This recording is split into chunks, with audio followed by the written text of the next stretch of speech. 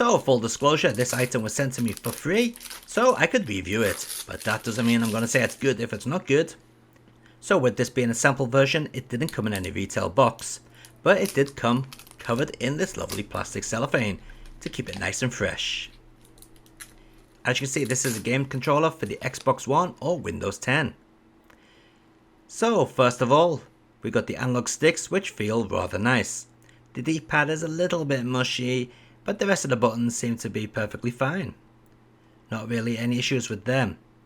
Around the top of the machine we've got the sync button and a light button. And we've got a micro USB charging socket and the shoulder buttons. And the back trigger buttons do have a little bit more meat to them than the official controllers.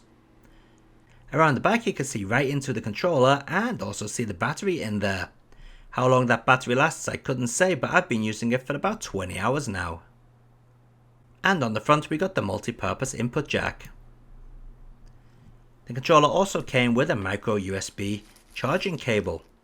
It's around about 80 centimeters in length. Could be a little bit longer, but it works, and that's what counts. But you can use any micro USB controller cable with this. So syncing up the controller is very simple, just like an official Xbox One controller. And as you can see, we've just switched on the little blue lights there. Yep, that's what the light switch does. May not be to everyone's cup of tea, but you know, if you're into LEDs, there it is.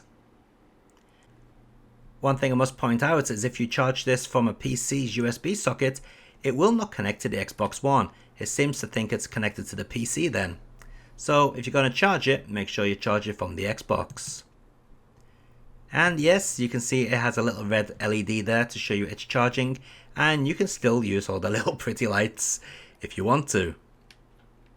So let's give this controller a test. As you can see, I've got it wired up to the Xbox now, so we're not playing wirelessly, we're playing with it connected to the Xbox, and there's absolutely no lag at all. It works perfectly fine. But we can only really see how good it is by using it during gameplay. So let's give the D-pad a little bit of a test. Now the D-pad, as I said, is not as good as the official Xbox One controller, but this controller is a lot cheaper.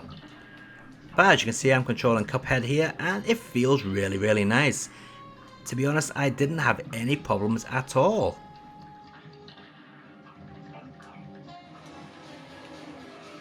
So how about the analog sticks? Well, here we go, playing a little bit of Daytona. And yep, the analog sticks are very responsive. Probably just as responsive as the official controller. I really didn't notice much difference. The sticks themselves do seem a little bit smaller on the thumbs, but maybe that's just because I've got big fat fingers. But how about using dual analog controls? Well, again, the controls are very nice.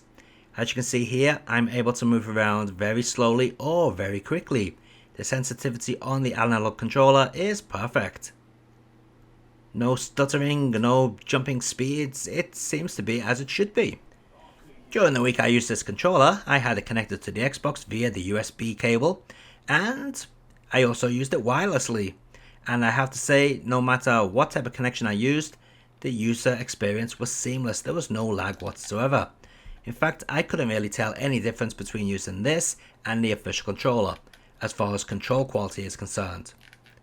The actual feel of the pad, well, yeah, I mean, it doesn't feel as good as the official controller, and while it is very robust and it doesn't bend or anything like that, the plastics do feel a little bit cheaper. But saying that, we are paying a much lower price for it. Seeing the two controllers side by side, you can see that they are very similar in size. In fact, I wouldn't be surprised if the molds are pretty much the same.